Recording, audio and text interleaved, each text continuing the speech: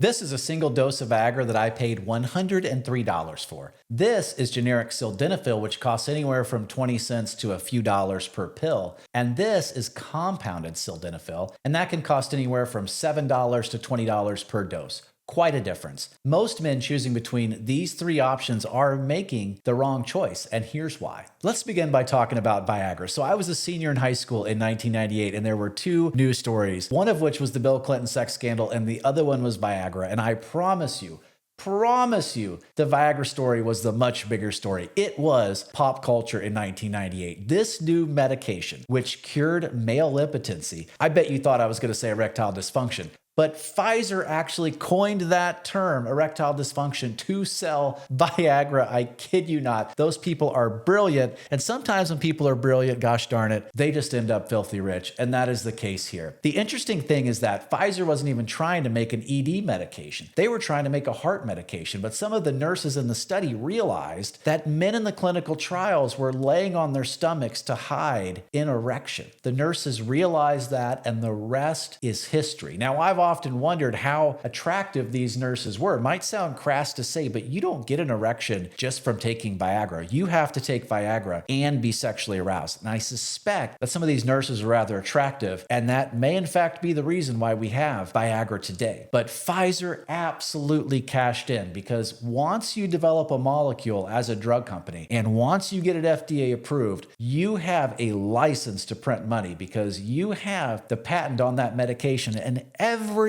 in the world, well, every man in the world anyway, wanted Viagra, and they made billions and billions of dollars. And it's still expensive today. And you might be wondering, who is still buying name brand Viagra today when we have generics and all these alternatives? Well, people making YouTube videos, that's the reason why I bought one, and potentially those same kinds of people who take Louis Vuitton suitcases to the airport. People with a lot of money. Well, the patent on Viagra has expired, and so the active ingredient known as Sildenafil is now available to be made as a generic. Now, for a company to make a generic medication, they have to prove to the American Food and Drug Administration that it is bioequivalent. What that means is if you get Sildenafil from Cost Plus Drugs or CVS or Walgreens or Shameless Care or Hims or wherever, it is bioequivalent. It is going to work exactly the same as Viagra. And that's great news, because now that so many different companies can make it, it's dirt cheap. Look, if you're really wanting to save money, here's what you do. You go to your doctor, you ask him to write you a prescription for Sildenafil, not Viagra, and then you go to Cost Plus Drugs, and you'll end up being able to get the medication for about 20 cents per dose. So inexpensive that it's almost free. Well, especially now that gas is $5 a gallon as I make this video. A month's worth of Sildenafil is going to cost you like $15. So that's very, very inexpensive indeed. Now, you will see it more expensive in telehealth options, and I run a telehealth company, so let me explain why. Look, here's the cost from Ro. Ro says that their regular old generic Sildenafil is $6 a dose. Now, I just told you at Cost Plus Drugs, it's about 20 cents a dose, and I can tell you that that's pretty much what the wholesale cost is, because, well, I pay wholesale costs for Sildenafil as well. So then people ask me, okay, Robert, at shamelesscare.com, it's $3 a dose. How do you get off charging that when you're buying it for 20 cents a dose?